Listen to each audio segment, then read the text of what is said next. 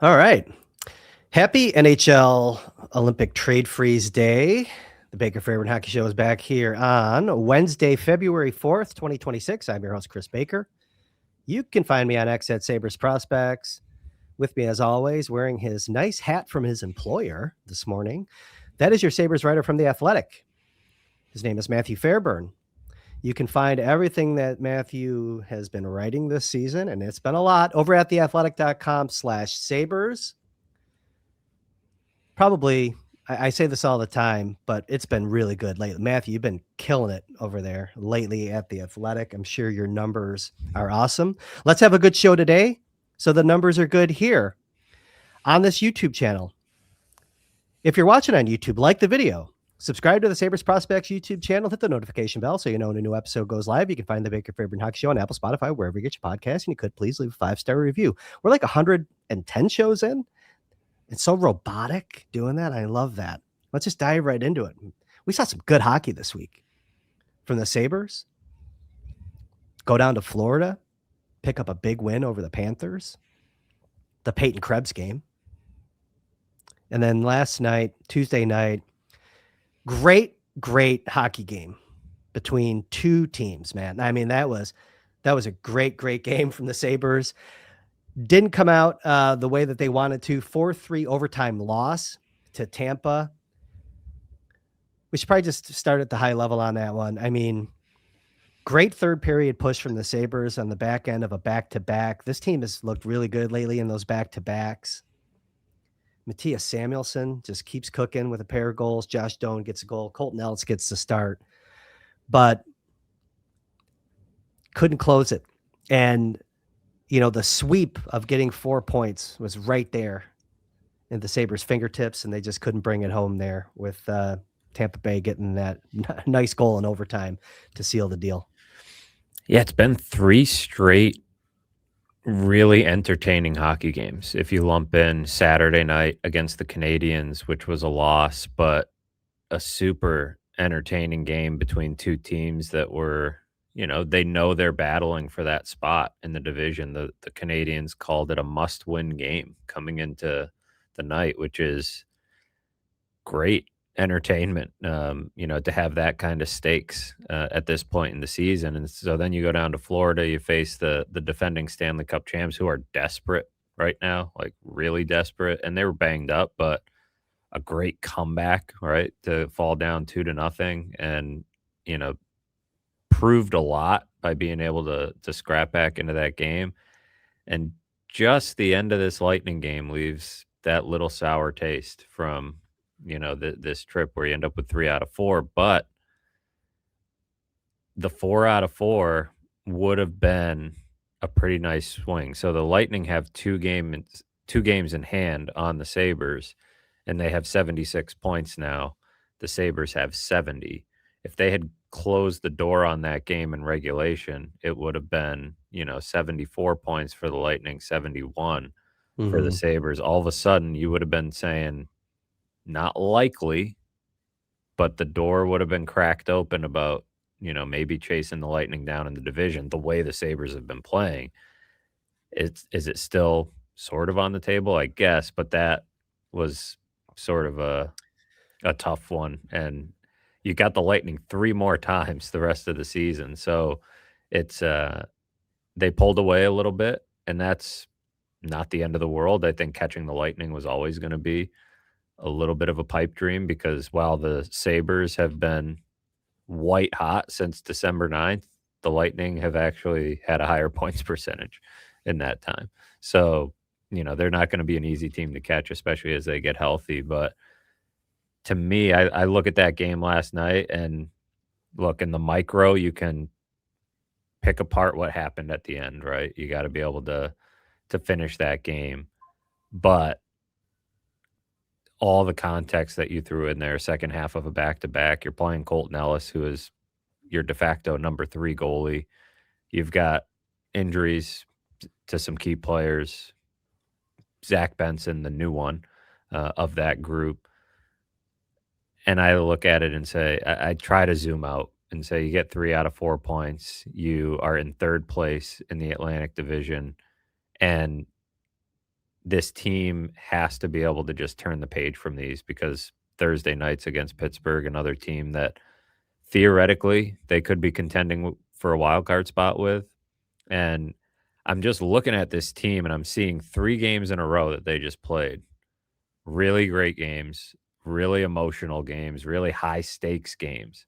And they showed up every night with a chance to win all 3 of those games. That to me is a team that can handle a playoff series. Like that's what it's going to take is bringing that type of energy.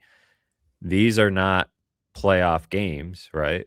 But they're quality opponents that are in various states of desperation. Maybe not the Lightning weren't all that desperate, but they're rolling right now and they're the best team in the conference. And the other 2 teams were a little bit desperate. So you've got as the level goes up, the Sabres keep matching it. And they look like a team that's going to be able to play a competitive series in April. And like the doubt for me is starting to fall off about whether they'll make it.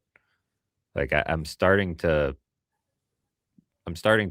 plan my life around some playoff hockey, we'll put it that way. I'm not Yeah, they're that's up not over ballsy.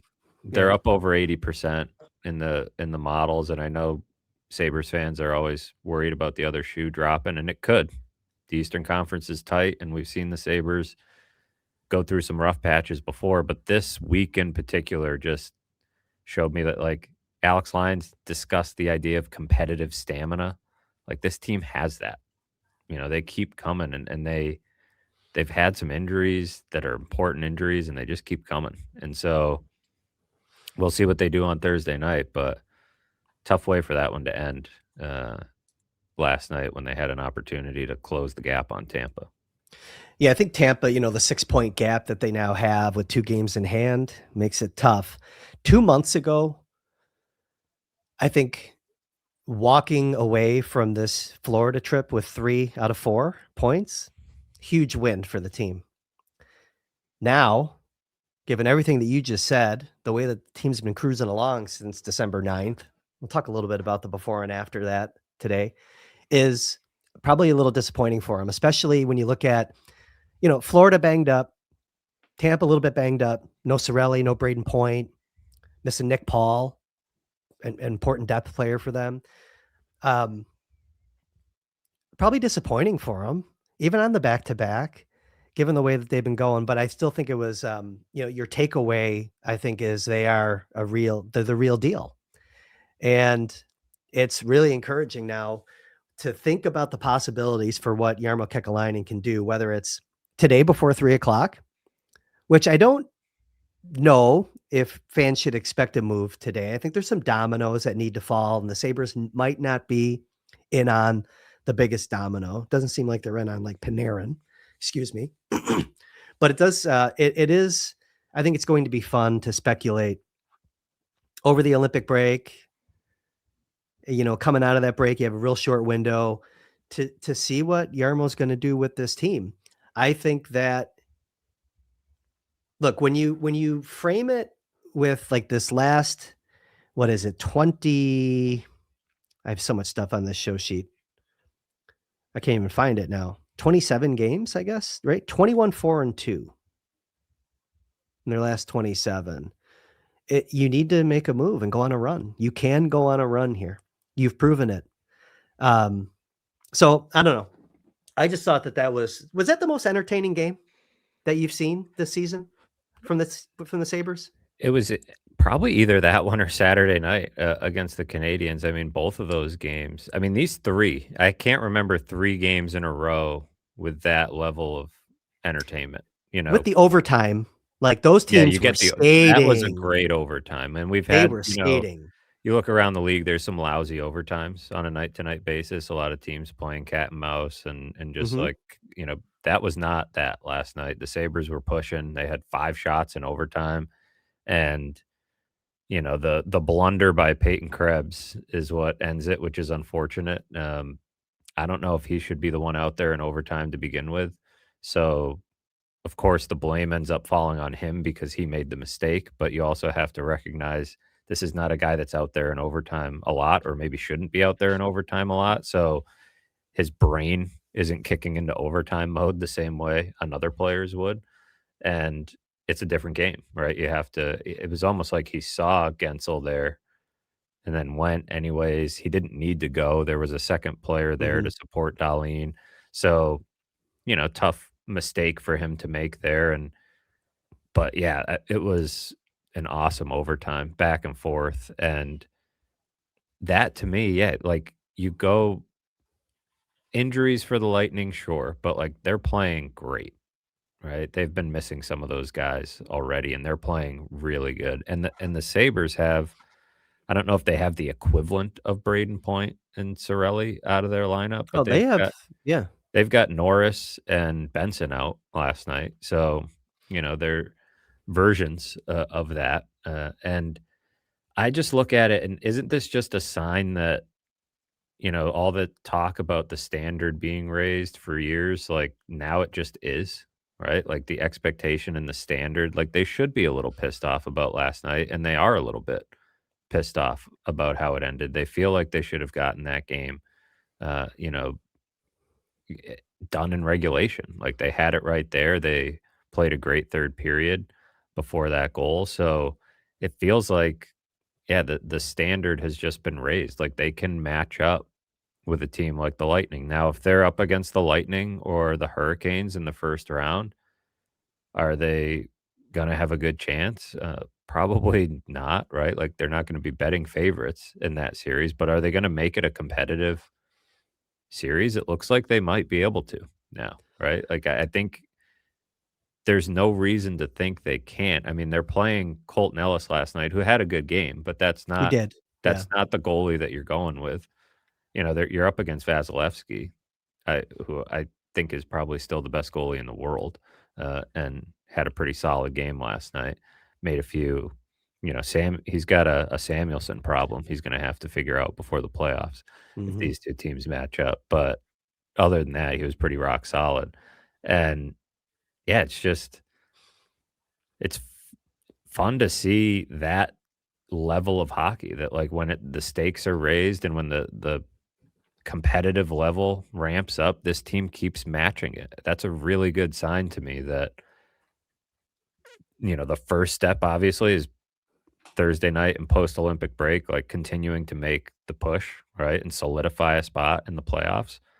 But my brain is starting to go to what could they do when they get there? And there's a lot of good signs that they're going to be able to hang around. And the other takeaway I had from last night is you really want third in the division. At Mhm. least, right? Oh, You don't yeah. wanna see that team in the first round. You don't wanna see Carolina in the first round, like, it's right there for you. Go get 2nd or go get 3rd because the advantage there is gonna be significant. There's a reason the Canadians were calling that must win on Saturday, right? That top 3 spot in the Atlantic is really valuable. No, no doubt. I think, yeah, you want 2nd. Really, but definitely 3rd. Can you No, it's imagine the been first playoff game in 15 years is at home? Like, the different of course, game 3 in Buffalo will be bananas regardless. But you yep, imagine if the first one's at home, you know how that first day of the NHL playoffs, I think, might be the best day on the calendar yep. for the NHL, and if there's a game in Buffalo that day, that would be the energy would be crazy. So, yeah, number 2, you're right, like, 2nd in the division is really And valuable. and it's attainable, no doubt about it. I mean, 1st is still attainable even though, I was, Tampa looks like they're kinda cruising, but, that Detroit spot, the 2nd place currently occupied by Detroit, certainly gettable. Certainly gettable by almost every metric, not just, points, but just team performance. But, your mind goes to how the team could look in the playoffs or, getting into the playoffs. My mind goes to what do they need to get there? I mean, I just think that for many years, when talking about this team, there's been a reluctance to give up on your prospects and your young players. And now you're the youngest team in the league and you're one of the best teams in the league. And this is when you can push some chips in. Your young players that are performing, you want to keep probably 90% of them. You have to give to get. And there's some pretty big names out there on the trade board. and there's going to be some high price tags to pay if you want to get some of those names on the trade board. So I think in the next, we're not going to dive all the way into it today unless the conversation just naturally takes us there. But I do think that if you're a Sabres fan and you believe that this team can win a series or two and is real, and I believe that I'm starting to believe that they are. A couple weeks ago, we were on the show and I'm like, I don't know. You see a game like that last night, and I'm not trying to talk, I'm not trying to say, oh, they had to win that game because Tampa was, banged up. Every team's going to be banged up. Sabres themselves are banged up. I get it. I'm not saying that.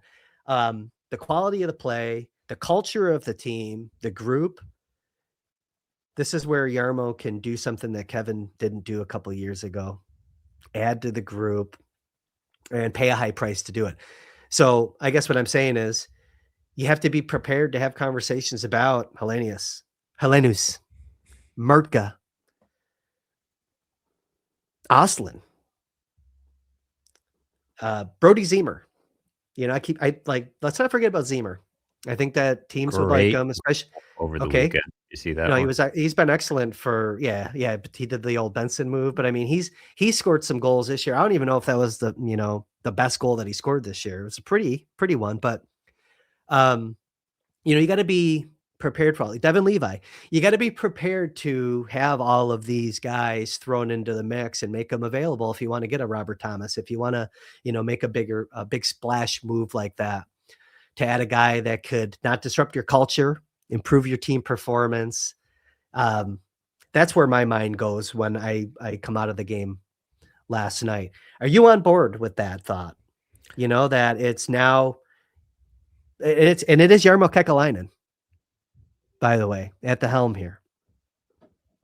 Yeah, Are you on? a trade Are you has to thinking? hurt, right? A trade Yep. is gonna have to hurt, to your point. Like, that list of players you just rattled off, there's names in there that I'm sure people are bristling at, right? But it has to Adam hurt. Kleber, Luke Osborne, all these guys, you got to put them all out there. And if you could do it with, one of these guys that's maybe a little farther off, that probably hurts less, than Helenus or, I mean, Osland. Not That's a saying tough one. you pull Osland off the table, but the way he's been playing, it does depend though on what Yarmo views, like how he views building a hockey team, right? Player types and Mhm. how they all fit together. And that's not to say that those two young guys don't fit, but you have to think about his vision into the future. It's interesting because when the Canadians were in town, Kent Hughes had recently done an interview with our Canadians writer, and um, the discussion was sort of centered around needing to be patient, like not wanting to go all in for, you know, a Stanley Cup run before you're ready for the Stanley Cup run. Mhm. And I don't know, the Sabres are in a different spot than the Canadians in some ways. Like, there's something about the way the Canadians are built that feels like their window is pretty big, right? And Mhm. they're gonna keep kinda slowly building on what they have. The Sabres, I'm not saying their window's tighter because 'cause they're just as young, but they also have some of their key pieces are, Alex Tuck is an Tuck. unrestricted free That's the one I agent, think right? about, and he's the one that's saying these things about the cup too. Right. So, like, you've got Tuck, you've got Thompson, who are like, how many years are left of Tage Thompson's prime, right? Of playing at this level. I'm not sure. Could he age gracefully? Maybe. But like, Tuck is about to turn 30 and he's a UFA. So because they have a couple of key guys that are, this is not necessarily their prime cup window, but it's opening a little bit. And I think going all in is a risky proposition because you can end up like the Leafs, right? Where you have no Mhm. picks and no prospects and nothing to show for it. but that was after years of doing it. So And they these names are term players that I'm talking about, though. These aren't names oh like the yeah, I prospects that mean I'm mentioning. Robert These aren't Thomas rental is going to yes. cost a ton, Yep. right? And that's going to significantly change the outlook of your team. If it's you know Blake Coleman or somebody of that level that isn't as long term, it shouldn't cost as much, and you should be able to plug that guy in. Like Vincent Trocheck would check the leadership playoff type of box, but Mhm. what's he got left on it? He's got a no trade list, and what does he have left on his contract? Because he makes like seven and change. 2029, So again, this guy's going to have to agree to come here for multiple seasons, and that's 32 years old. He's got a a few different years left on sell. his deal. Yeah. And like For that's why I think Panarin, they could be a sleeper team that nobody's reporting on, but I think the reason Panarin doesn't make a ton of sense here is a lot of the reporting is that he wants an extension in place. He yeah. doesn't really want to do the rental thing, and he's got a no movement clause. So he's got the Rangers over the barrel. Like um, he can call the shots on that one. Is he going to choose Buffalo? And does Buffalo want to sign him to an extension? So yeah, it depends on the level of game that you're going after on the trade market, what you're going to have to give up. But I'm certainly on board with a substantial buy. I Yep. think they have to be a little bit selective and cautious. I'm not. It's going to depend on what the buy is for me, right? Like I won't just blindly praise any buy that they make just because they're buying, right? I think the act of buying in and of itself will um, certainly draw a degree of praise from me, regardless. But how does it all fit, right?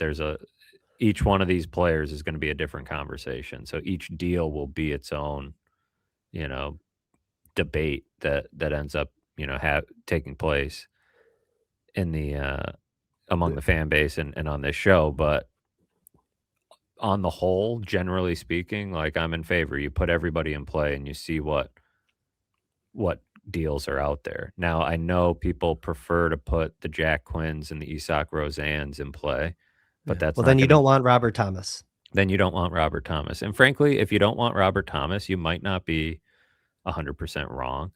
But Robert Thomas, it does require you to change some things about how you're built, right?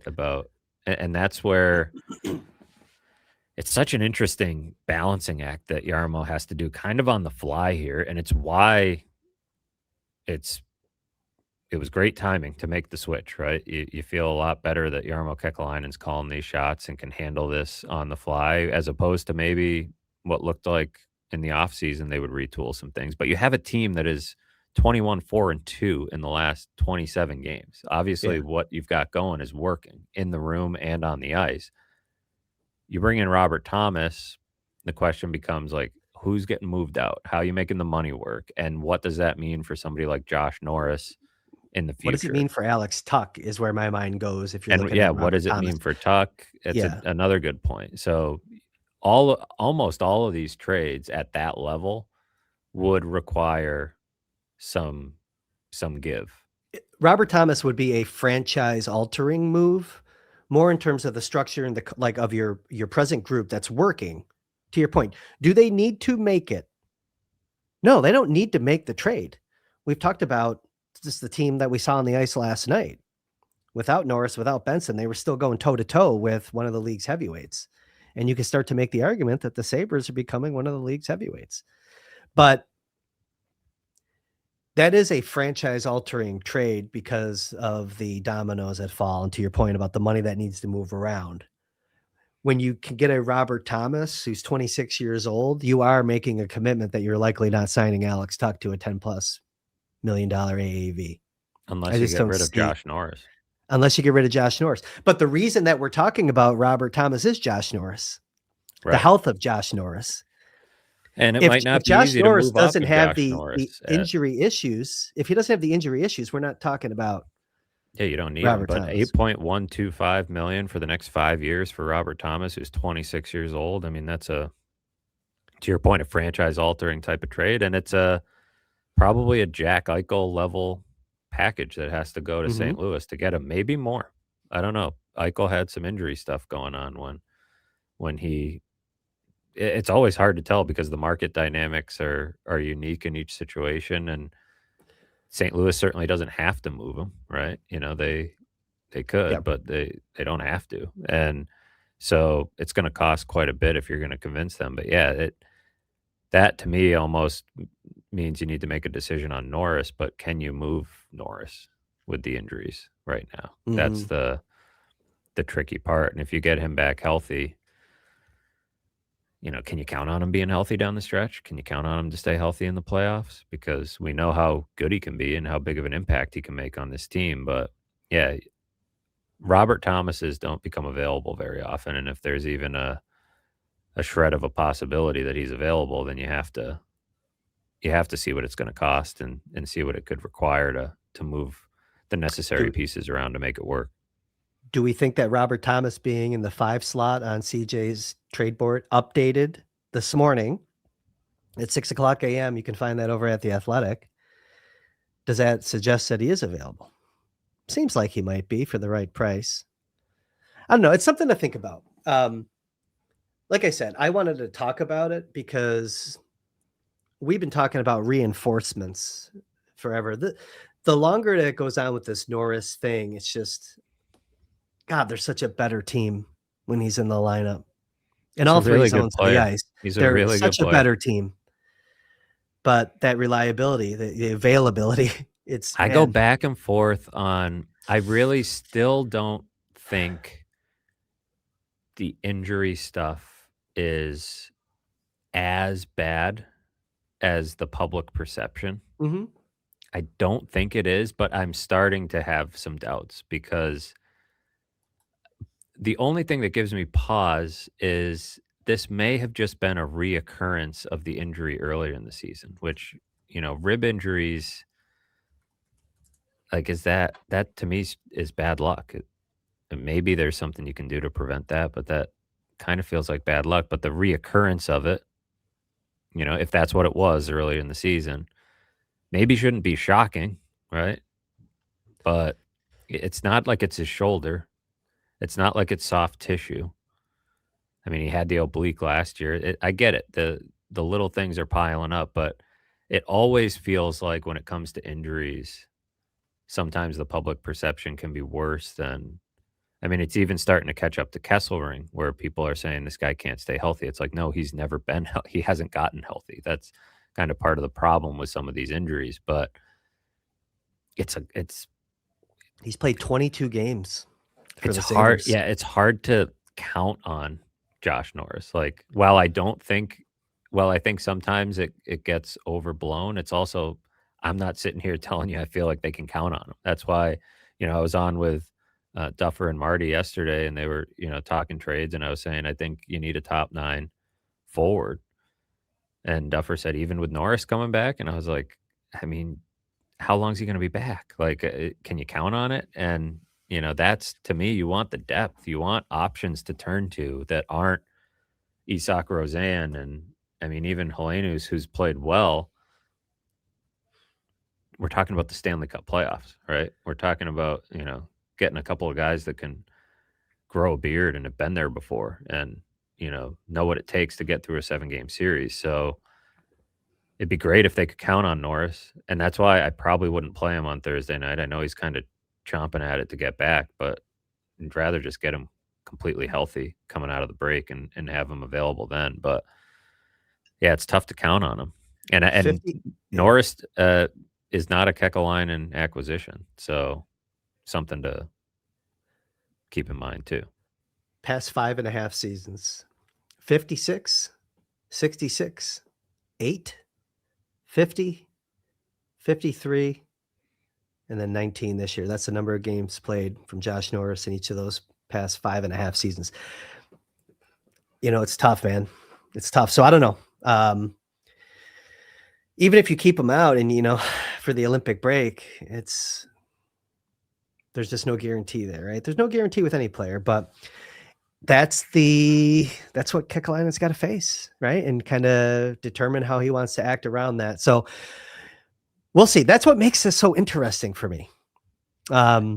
It's But look, let's fascinating talk. what they're Yeah, gonna it is. It do, really and, is. like, It really is. I think they're in a position where some of these players would consider Buffalo in a different light right now. You know, if Yarmo picks up the phone to talk about their no trade clause and potentially waiving it, like, you have a chance to play playoff hockey, and in a place where, it's gonna be a unique experience in the spring to play playoff hockey in Buffalo. If you're Nazem Kadri, for instance, if you're Blake Coleman, um, you know, these guys that have lists, but that maybe there's some wiggle room. If you're Braden Shen, you know. So the interesting thing to close the loop on the Blues conversation Mhm. is, if you're the Blues, let's think back to the summer, right? They were a hot, trade partner for the Sabres. If you're the Blues and you have Robert Thomas, this is a unique trade opportunity if you're going to do it, right? And so you're going to want to get exactly what you're looking for. It's kind Mhm. of like the Sabres trading Eichel. I mean, even the Sabres trading Paterka. It's like if you're trading this player, you got to get the thing that you need. Are the Blues going to want from the Sabres a Byram or a Power, right? One of these young stud defensemen, because to me, it's just a non-starter.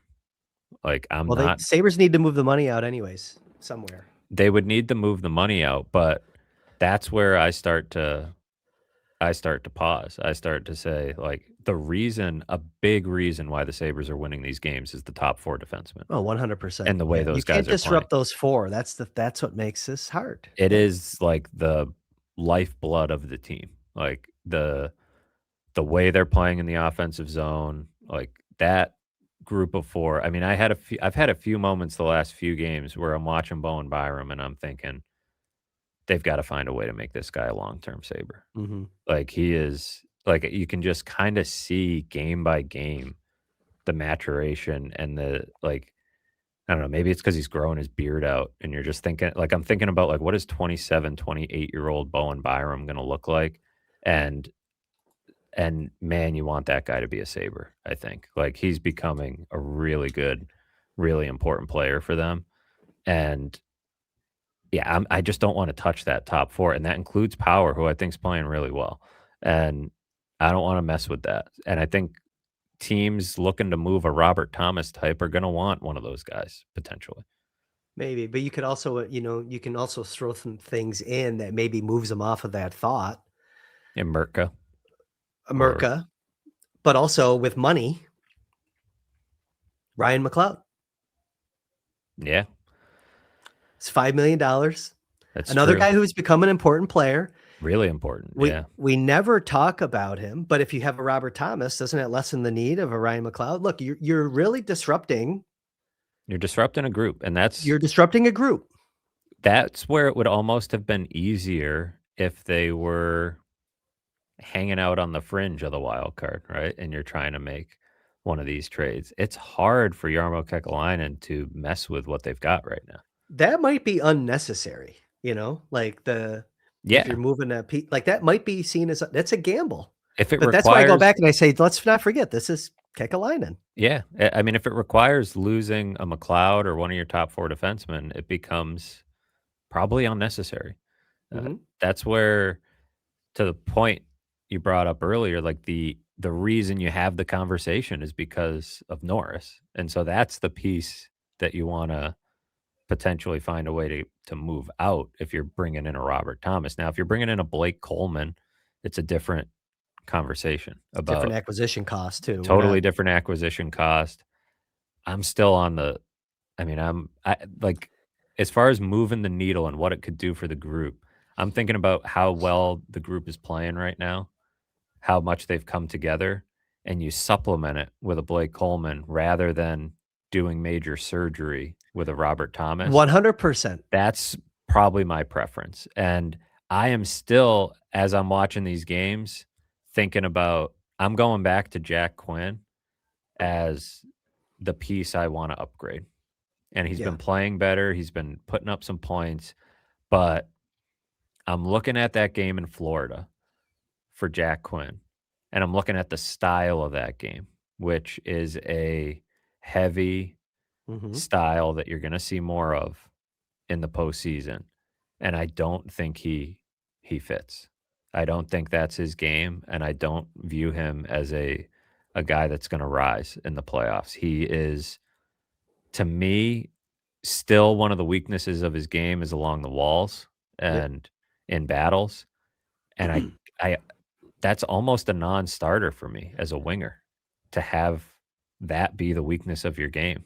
Like I if he's a top line, like fill the net 70 plus point player, Yeah. maybe I can put up with the Then battles. fill the damn net, right, but not Right. yeah, you gotta be a But trench player. Yep. if you can't fill the net like that and you can't be the wall guy and you're playing wing in the National Hockey League, I don't know Mhm. if I don't know if that fits for me. And so that's why I'm looking at Coleman and that type of player, a heavy, experienced winger who's been through the playoff grind and what that would do to your lineup. Like,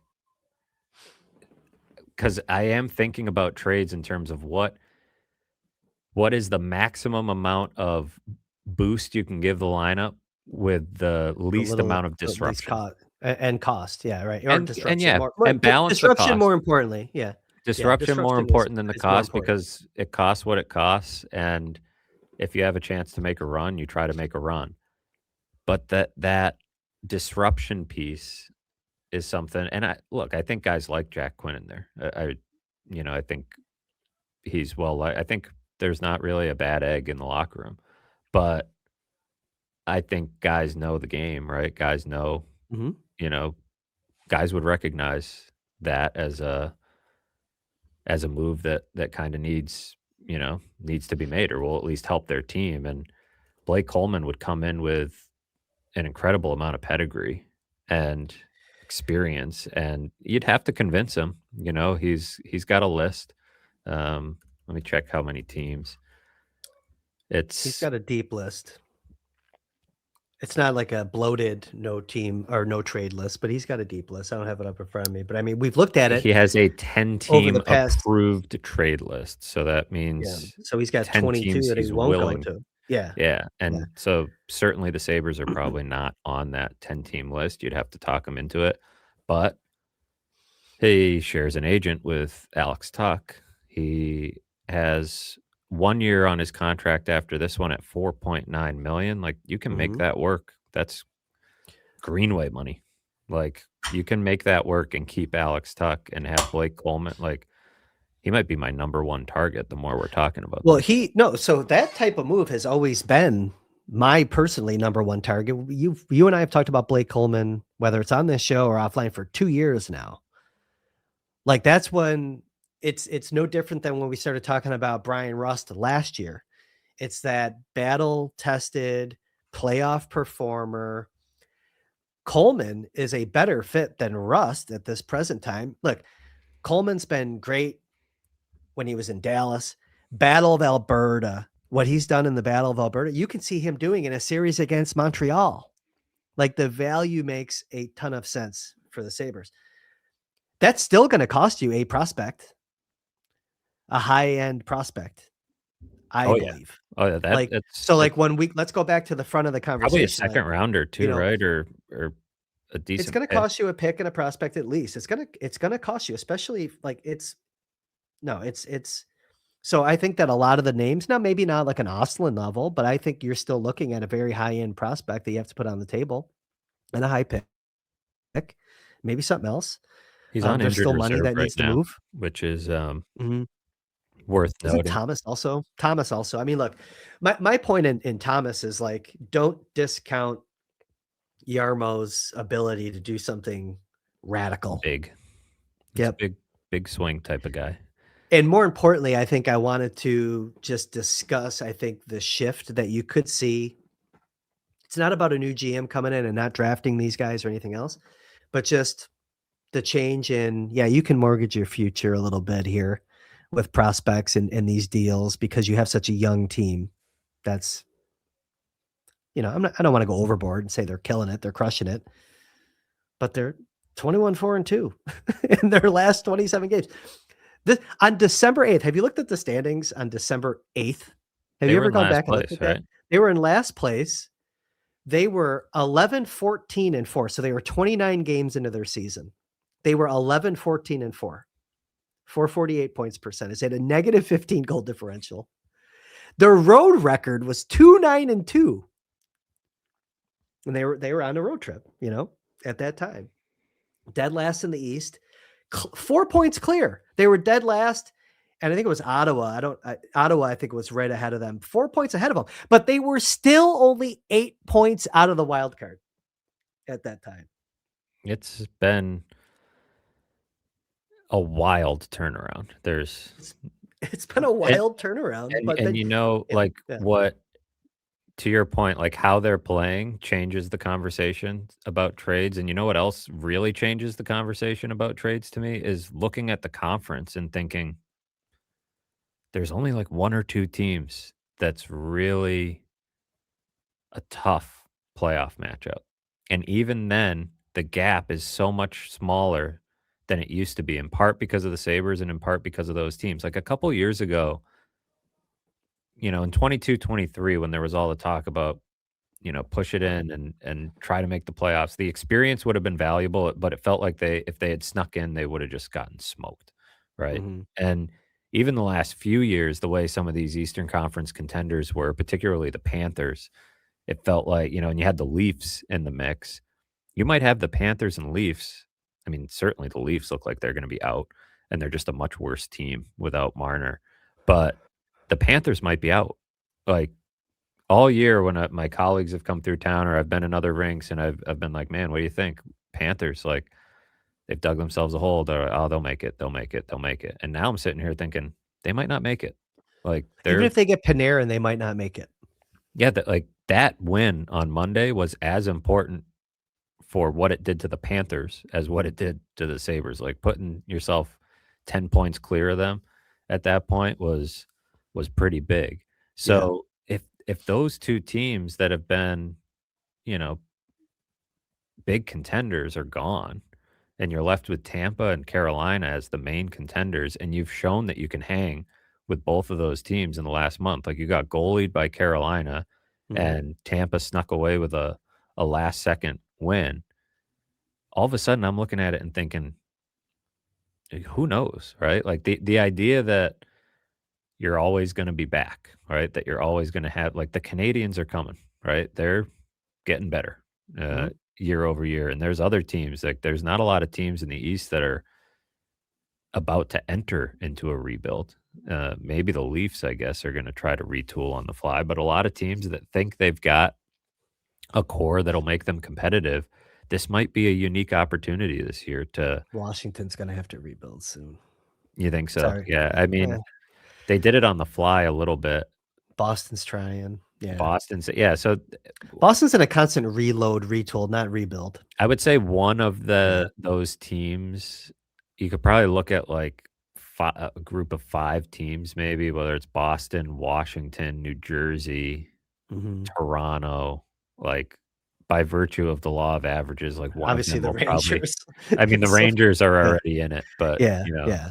um, probably in denial about it a little bit, that they think they can do it on the fly, but point being, it's wide open in the Eastern Conference in a way that you can't guarantee it ever will be again. And, the Lightning are a dangerous team, but they're gonna have a lot of guys over there at the Olympics. So who knows what the hell that does to them coming out of the Olympics. And I don't know. It could just be one of those weird years where there's a chance to go deep, and that's worth pursuing. There's a lot of folks, I think, just hockey analysts, hockey watchers, Sabres fans, I would say, yeah, with the East being so wide open and the Sabres performing the way they are, that's a reason to not add and just keep going forward. But there's another section, I think, that is like, no, go out, add, put your foot on the throat of the conference and just fortify your team, especially if you get stronger down the middle. It's you said the word fascinating. I don't disagree at all. 45 minutes in. We got a few more minutes to go here on the Baker Fairburn Hockey Show. Let's talk about some of the guys that have been here playing and maybe they're missing a little bit. Just go around the horn, I guess. Let's talk about the injuries first. Benson gets a little hooked on a play in the game against Florida. Maybe Bobrovsky's glove tripped him, looked intentional. Benson crashes into the boards. Missed last night's game against Tampa. Where are we at with Benson right now? Critical piece of the lineup. Yeah, the fact that he was sort of questionable for yesterday makes me think he avoided a worst case scenario. But with a shoulder, I don't know that you ever really know because it seemed like, if it popped out and he popped it back in, he tried to go, right? He had that one shift where his arm was basically dangling and he ended up skating back to the bench. This could just be a case of him being incredibly tough and wanting to have a chance to play. He'll get evaluated when they get back to Buffalo today, and my guess would be they don't play him on Thursday. It seems like a unnecessary risk. Give him the few weeks, and maybe he'll be all right-ish coming out of the break. Obviously, such an important piece to what they're doing. Ukko-Pekka Luukkonen's going to miss the Olympics with that lower body injury. Really tough for Luukkonen personally, but probably best for the team, to get him. Again, this couple of weeks is going to give a lot of guys a chance to heal in a way that the season wouldn't allow them to otherwise. Same, we talked about Norris a little bit. Like, do you risk throwing him in there this week, on Thursday, or do you just, I guess if he's ready, he's ready. But, it still seems like a little bit unnecessary. Kesselring didn't play last night. Are we in a load management situation with Michael Kesselring and that ankle right now? Because people were asking me, like, is this a healthy scratch? And I'm like, I have a hard time calling it a healthy scratch, even if it was like a coach's decision based on play, because he's not healthy. He hasn't been healthy. So he, I think, will get closer to 100% with the break. Like, he and I have talked about that, and he feels like that break's going to give him the chance to get that ankle back where it needs to be. And Timmins should be back, if not right after the break, right around then. Is he skating on his own? And I don't know if we'll probably find out tomorrow if he's been skating on his own. He had not been prior to the trip, to my knowledge. Danforth has been, though, in full gear. So he should be getting to the point where they might have him available. Kulik has only been skating in a tracksuit, so still, not sure. That one's a little more complicated, obviously, with the blood clot issue. So long list for the Sabres of guys that are banged up, and we might even been missing one there. Am I missing somebody? Greenway, he was supposed to get another opinion this week on the core muscle situation that continues to nag him. So they're in a holding pattern on that one. That might be the Josh spot. Dunn.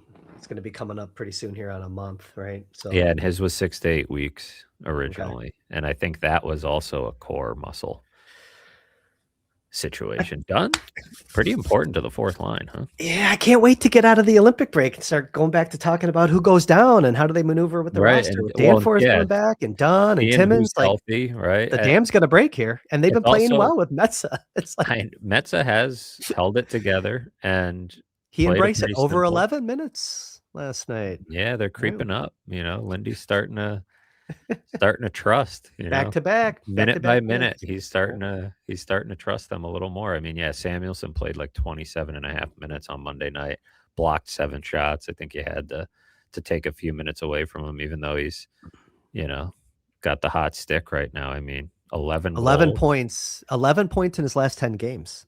Yeah, for Matthias. I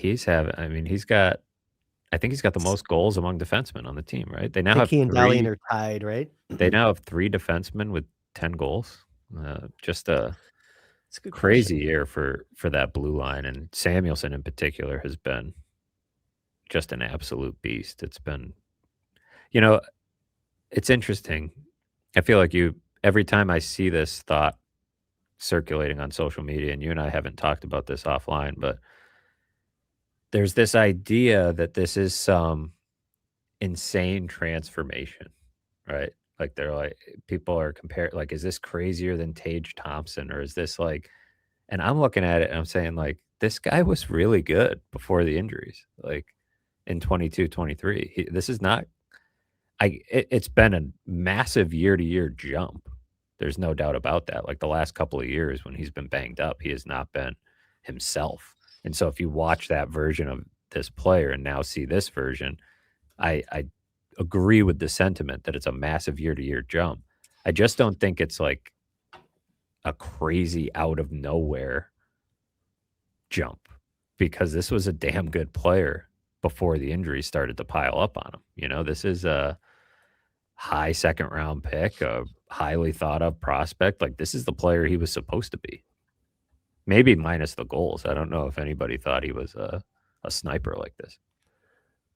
I'm keeping my mouth shut on this one because it's not like a massive transformation for me. I felt like I was like one of the only people last year who thought that the buyout stuff was just like it didn't make any sense and it was just kind of silly. And Kevin thought that too.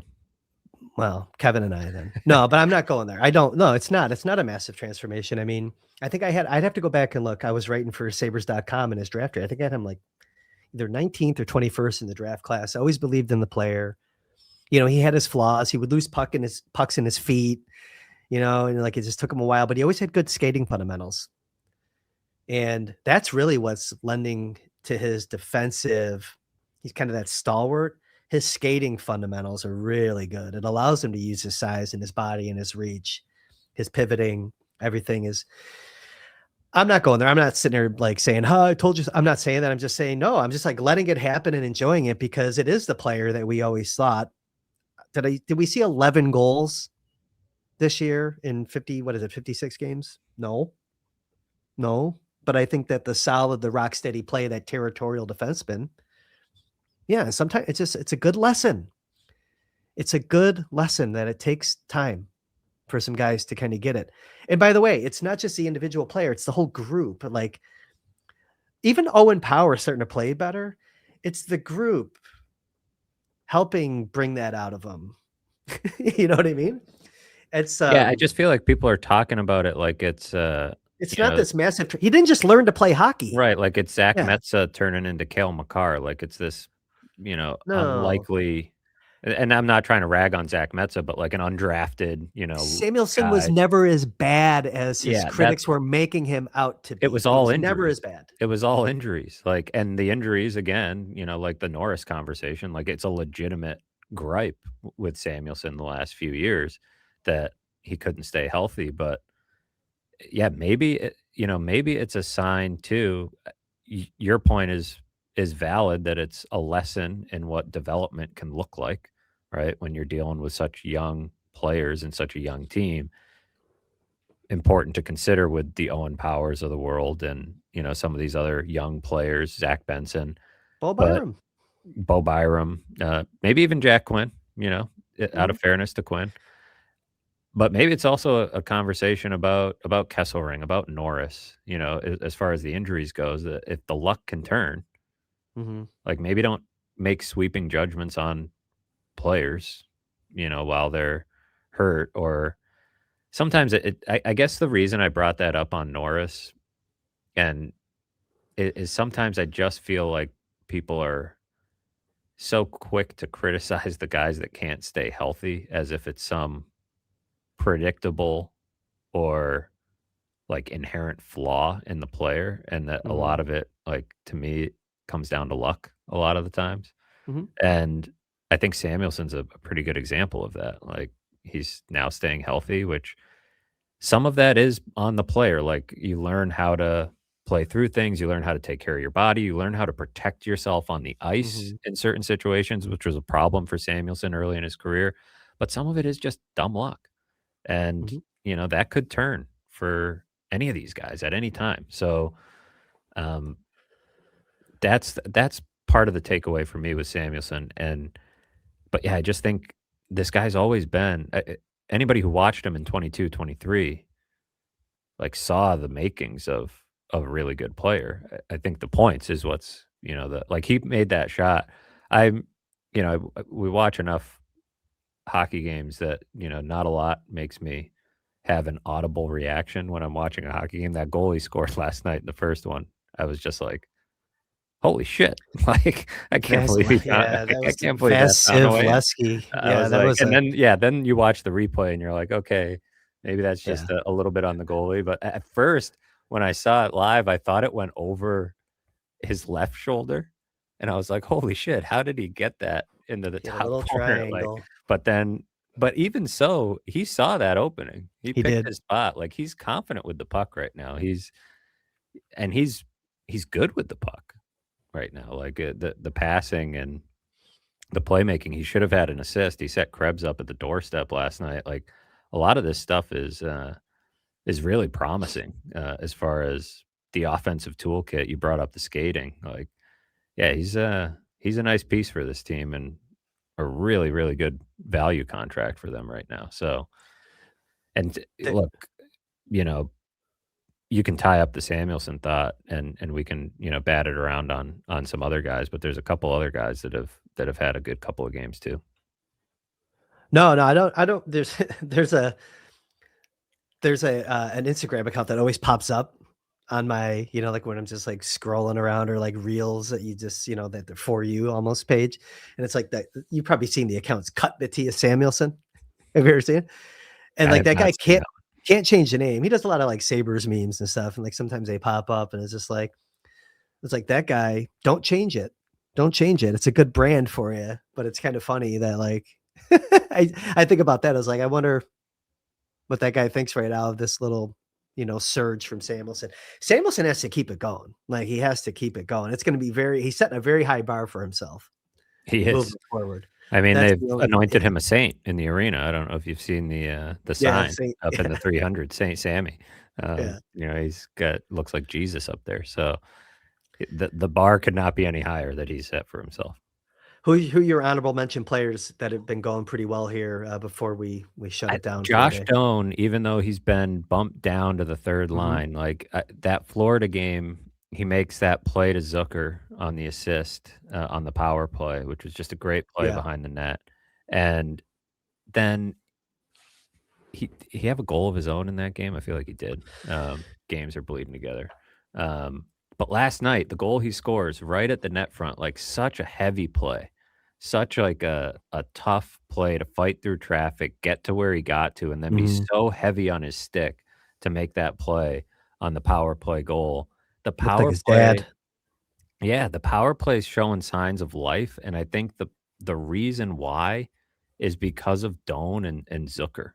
Like, the way that those guys play behind the net and around the net, Doan did have a goal on Mhm. Monday night, so he had 2 points on Monday night, got the goal last night. Even though they've bumped him down, he's still finding a way to make an impact. His ice time's been down a little bit, but he's, you know, had a little bit of a cold streak after he signed the contract, but I was just really impressed with that goal, and I think a reminder that the power play issues could be solved by getting to the net and making more plays around and behind the net instead of being so perimeter with it all the time. And maybe power play, a proven power play guy would be the best thing they could do at the deadline, right? Somebody that could fill that Quinn spot. And Yeah. because I don't really like Quinn on that top unit. I don't really want to talk about Rosane. He comes up, he's plugged a few minutes, but Konsta sits down and then comes back in. Did you like his game in Tampa after not Yeah, I thought he playing was better. the night I, before? I'm wondering if he was like one of those guys that Lindy was talking about was fighting through something and was like Mhm. questionable for the game on Saturday. I think he was talking about. That's why they dressed Greenway for warmups. So somebody's dealing with something. Probably a lot of somebody's are dealing with a lot of something up there that Yeah. they don't really reveal. But that entered into my thought process on him. I and I think he handled it well. He came back and he looks comfortable against the tough opponents. Like he's fine with that style of game. He and Mhm. Osland both. And that's why Yeah. like when you brought those names up, I definitely bristled, in the trade conversation. It's like, man, Sup that you're supposed to if you're it's talking gotta about a hurt. player of that Yeah, it's gotta you're hurt, talking right? about. Yep. And I think Osland to me has shown such a under the radar competitiveness that I was not 100% familiar with, frankly. Having not watched him nightly in the AHL, to see that come out at this level at his age has been a really nice surprise. Mhm. And he and Hellenhuis together have held their own. That another big reason why the Sabres have been able to go on this streak is we wouldn't have forecasted before the season necessarily. Like, hey, if they have to go to Osland and Hellenhuis in January and February, how do you think they're going to fare? I don't know that we would have forecasted this, right? And the team Yeah. wouldn't be where it is without the random nights where those guys are stepping up. And we've also should probably mention Peyton Krebs Monday night. What a game Yeah. from him, and Yeah. then crashed down to earth a little bit last night, but It's one uh, play. Yeah. but I mean, he still made some good plays last night. and he had the goal at the net front that he muffed. Mhm. So it's like, but he still brings a really high floor. And, outside of that play in overtime, played pretty well. But what a game on Monday night. It was like, holy smokes, this guy. I talked about Quinn against an opponent like the Panthers and maybe not being like, I just can't picture him in a playoff series. Krebs, it was like, okay, this guy can hang. This guy, he's not the biggest, he's not the strongest, but he can hang, and he dragged the team into the fight that night with his offense. So that was they're gonna if Benson misses time, they're gonna need that. Like they need somebody to play left wing up there. And so um what a game from him. That was This isn't new from Peyton Krebs. Start to finish this season, he has been a catalyst for this team at virtually every part of the lineup that you could possibly play. He has been traveling up and down the lineup, I pointed and this out in my story on Monday night. The amazing thing that I keep thinking about is Lindy Ruff takes over this team and Peyton Krebs is a healthy s scratch the first night scratched. in Prague. Yeah. He has not come out of the lineup since. Yep. Who got hurt that night? I'm trying to remember. Who got hurt? Was it Paterka? No, not Benson? Paterka. Did Benson Was get it hurt? Benson in got hurt, Prague? and Yeah. Peterka got hurt in one of those games. So, Yeah, like, there was a Paterka got couple of hit, I injuries. remember, yeah. Yeah, Peterka got the concussion, Benson had the ankle injury, and Krebs goes into the lineup and hasn't come out. Kulika Literally got hit hasn't come in one out of in those games, right? in Yeah, 130 games it's or whatever. crazy. It's, so, like, you had the idea of what Lindy thought of him, right? That was sort of a snapshot of, like, his first impressions of the group. Is like, "Alright, this guy's my extra." And now he hasn't been able to take him out. Injuries play a role, right? But, like, over the course of 130 games, it's more than just injuries. Like, this guy Mhm. has earned a permanent spot and, uh, you know, blunder aside in the overtime game, like, he has earned it. And to your point, he is usually the guy man, you'd love for him to be a little faster. You'd love for him to be a little stronger because everything that's in here, like, he's got in Mhm. spades, and he could get a little stronger and a little faster as his body's not done developing, but he could be a difference maker, if that stuff catches up eventually, because this guy wants to win as badly as anybody on the ice most nights. I'm with you. I'm with you. No, it was good to mention him. Mention him briefly at the top, but added a little more color there. Matthew, we're over an hour in. It's Wednesday. I think we all have a lot of stuff to do. Let's get on with our days. Plug time. People can head to theathletic.com/sabres or theathletic.com/NHL because, as you mentioned, CJ's trade board is up. You can 50 names find on that list. yeah, 50 CJ's hard at names. work. He's a grinder, that one. So, plenty of Sabres stuff up on our page and plenty more to come throughout the week and lots of trade and Olympic coverage coming from our national group. We've got a good crew heading over there, so it's a good time to jump on board. I'd put our hockey coverage up against anybody. So Yeah, me too. Jump in there and see what it's about if you haven't already, and subscribe to the Baker Fairburn Hockey Show wherever you get your podcasts. Hit the like button on YouTube on the Sabres Prospects YouTube channel. Tell your friends. I'm sure you have a lot of friends that are like, man, the Sabres, this team, that anybody who listens to this show has been obsessing over probably for years. They're probably asking you, like, what is it about this team? Like, tell them to dip their toes into the Baker Fairburn Hockey Show and find out what it's all about. That's it? That's it. You're done with the plugs? That's it? That's what I got. Word of mouth. We need the word of mouth, No, I hear you. I'm with you.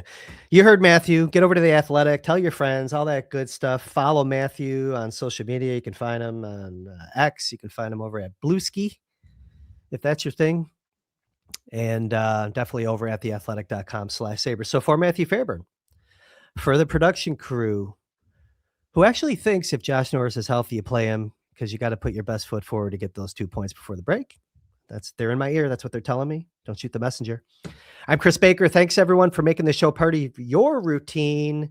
We'll be back very soon as the Sabres head into the Olympic break. More to come. Take care.